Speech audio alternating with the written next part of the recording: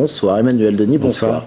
Alors, ce projet d'installation de 8 antennes relais vous fait réagir, hein, c'est le moins qu'on puisse dire. Pour quelles raisons ?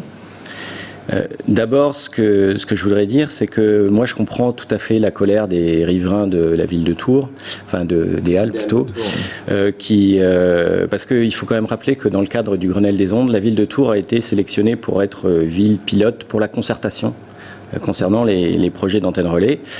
Dans ce cas-là, il y a bien eu une réunion. Ont été sélectionnés pour tester les faibles intensités, mais Tours, oui, c'est ville pilote voilà. Pour la concertation. Et là, vous n'avez pas été concerté ?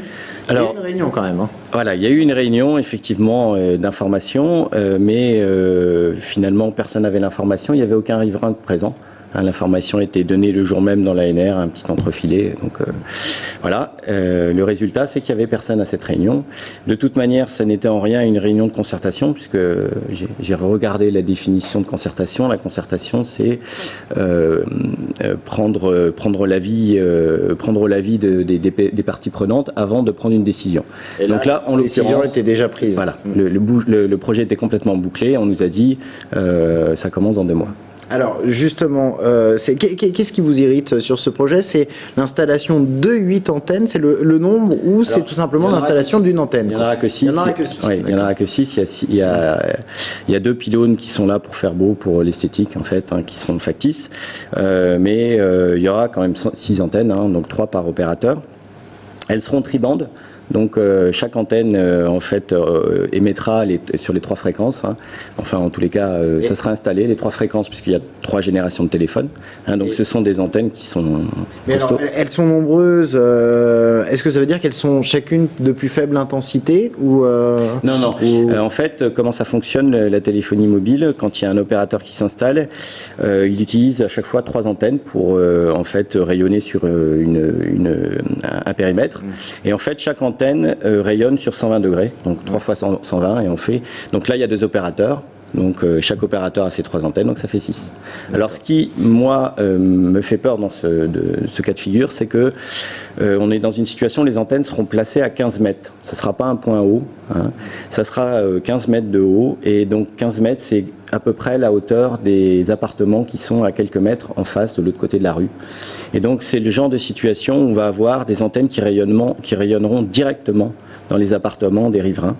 Donc là, à coup sûr, on va mesurer des niveaux de champ qui sont élevés, qui seront très élevés, qui seront de l'ordre de 2, 3, peut-être 4 voltmètres. Alors justement, la mairie indique qu'elle fera des mesures et qu'en fonction, via un accord qu'elle a avec les opérateurs, fera baisser l'intensité de ces antennes. Est-ce que pour vous ça vous suffit, ou pour vous c'est non négociable, il ne faut pas les installer, ces antennes?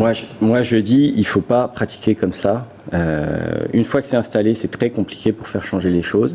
Je vais vous donner un exemple quand même qui est révélateur sur la ville de Tours. En 2006, il a été fait des mesures à l'école Anatole France, au collège Anatole France. Dans une salle de cours, on a mesuré 4,2 volts par mètre. Donc bien sûr, les parents se sont mobilisés, on dit c'est beaucoup. Alors là, c'était pas de chance, puisque finalement c'est dû à des travaux. Il y a une salle de classe qui s'est montée et qui finalement s'est retrouvée juste en face une antenne relais. Mais bon, ça va être un petit peu le cas d'ailleurs de ce qui va se passer au Halles.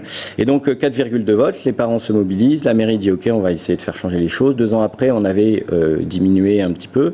Ils ont refait des mesures l'année dernière, il me semble, et on a encore 2,7 ou 2,8 volts par mètre. Ouais, donc ce qui est pour nous encore beaucoup trop. Croyez pas, quoi. Mais c'est-à-dire qu'il va nous falloir 10 ans, alors qu'on aurait les moyens de faire bien du premier coup.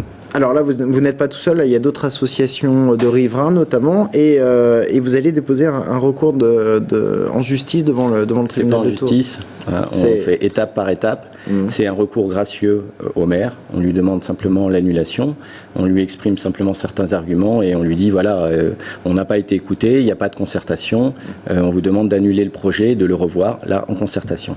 Là, il vous reste combien de temps avant qu'elle soit installée, puisque on avait jusqu'à fin février pour lancer le recours. Il va être lancé en fin de semaine. ce qui va nous donner ensuite le temps de rediscuter sur ce projet.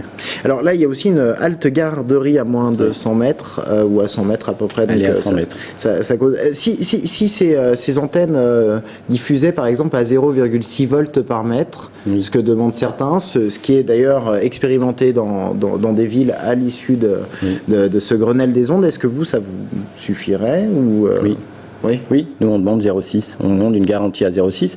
Ce que je dis simplement. La norme aujourd'hui va jusqu'à 0,6. Alors la norme aujourd'hui, elle représente rien du tout. Je vais vous prendre une comparaison qui est facile à comprendre.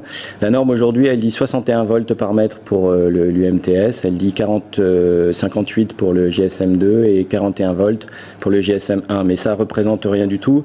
C'est comme si on disait, bon, maintenant on va interdire aux voitures de rouler à plus de 600 km/h. Puisque, alors qu'on sait très bien que les moteurs vont jamais à cette vitesse-là, en fait, les opérateurs, ça veut dire que les opérateurs, ils peuvent faire ce qu'ils veulent. C'est une norme qui n'est pas du tout contraignante, qui date déjà d'il y a une dizaine d'années, et dont le Parlement européen dit qu'elle était complètement obsolète. Donc il faut oublier cette norme, il faut passer à autre chose. C'est le but du Grenelle des ondes, enfin, j'espère que ce sera une des finalités. Mais à Tours, là, on a l'opportunité d'aller plus vite. Il faut la saisir. Moi, je voulais parler d'une solution quand même qui pourrait être mise en œuvre dans ce type de configuration. Je vais prendre une analogie qui est simple à comprendre, c'est celle du niveau sonore. Quand on va à un concert, il y a deux possibilités. C'est soit on met deux grosses enceintes, les organisateurs ont mis deux grosses enceintes autour de la scène et puis on s'en prend plein les oreilles si on est dans un périmètre de 10 mètres autour des antennes et on ressort, on est sourd. Soit les organisateurs ont mis des enceintes qui sont disséminées un peu partout dans la salle. On ressort, on a profité d'un bon concert et on a les oreilles en bonne santé. Et les acoustiques, c'est meilleur. Voilà. Et les antennes relais, c'est la même chose. Donc dans ce cas-là, il faudrait passer par des mini, micro ou pico-antennes, en mettre plus. On peut en accrocher beaucoup plus autour des halles, mais ça permettrait d'avoir donc ce type d'antenne qui diffuse beaucoup moins d'ondes. Merci beaucoup d'être venu sur ce plateau.